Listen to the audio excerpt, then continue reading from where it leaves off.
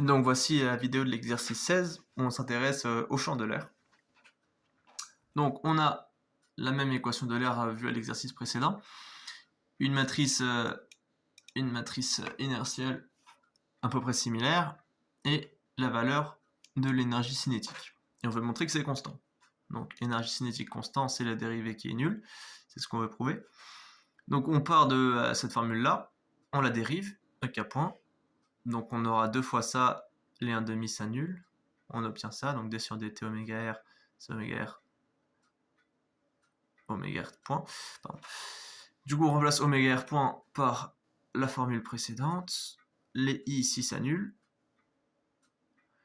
on obtient ça, oméga r transposé fois oméga r c'est égal à 0, donc 0 vectoriel ça égale à 0. Donc dérivée nulle, l'énergie cinétique est constante.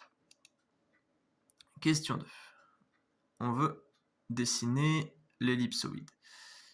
Alors, l'ellipsoïde. Hop. Je me trompe pas. Je crois que l'ellipsoïde c'était la première partie.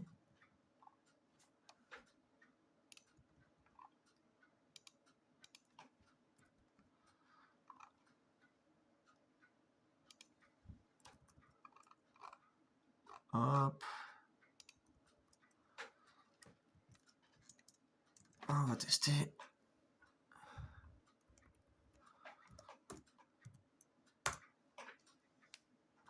Voilà, ça c'était le code que j'avais fait sans utiliser vue 3D libre. Donc là, bon, malheureusement, j'ai pas trouvé comment pivoter, mais ça, du coup, on a l'ellipsoïde ici. C'est moins pratique que utiliser la bibliothèque vue 3D libre. Donc après, pour la suite, j'ai utilisé vue 3D libre. Et ça, c'est bon, j'ai pris tout le code malheureusement. Hop, on n'a rien vu. Hop, on simule avec Runschruta. Donc, avec Runschruta, c'est ici, l'intégration de Runschruta. Et donc, on a... Là, c'est assez décollé, je sais pas pourquoi. Genre, j'ai essayé de la mettre sur l'ellipsoïde, mais ça voulait pas. Et du coup, bah, je suis passé par vue 3D lib. Et c'est la deuxième partie du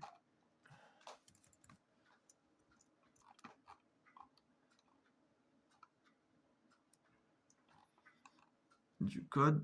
Non. Si je me trompe pas, c'est ça.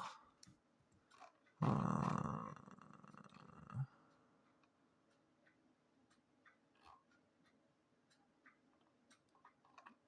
me met qu'il y a des erreurs. Oui.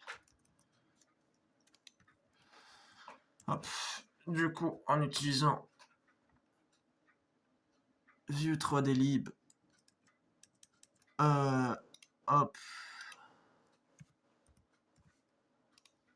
c'est beaucoup plus clair. Ah non, mince. Non.